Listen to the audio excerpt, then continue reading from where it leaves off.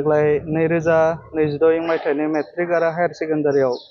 उथ्रिसारनाय सेथि थाखोआव उथ्रिसारनाय फरायसाफोरनि गेजेरावनो जोङो जिथि बा टप 10 जोङो सायख'नानै गासै मेट्रिकआव सा 11 जन आरो higher secondary arts science commerce गासै 35 जन बे फरायसाखौ तामुलपुर जिल्ला दुलाराय बर' फरायसा आफादा जोङो दिनै बरायदों आरो बिथांमोनखौ जों बरायदों खारन बिथांमोना दिनै जाफुंसारनांगोन मानोना बिथांमोनानो गावनि जिउनि सासे ड्राइभार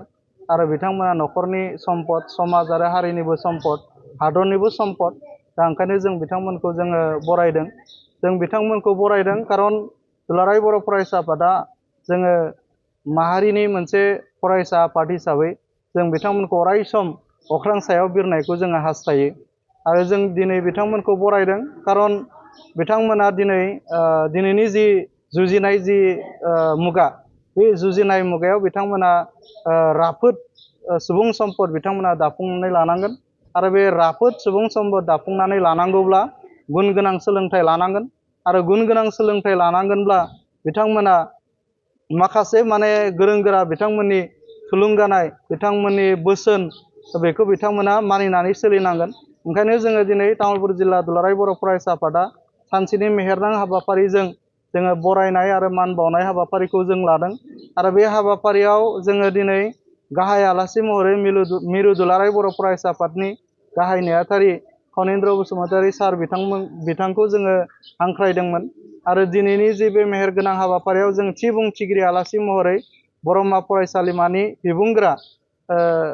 डक्टर कबिता रामसियारि बिथांखौ जोङो हांख्रायदों आरो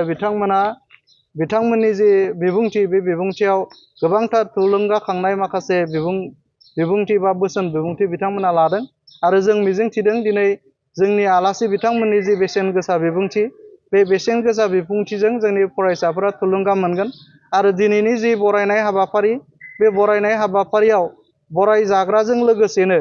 जोंहा 8, 9, 10 बा बांसिनै जोंहा थाखो 9 आरो थाखो 10 नि फरायसा खमबाबो जोंहा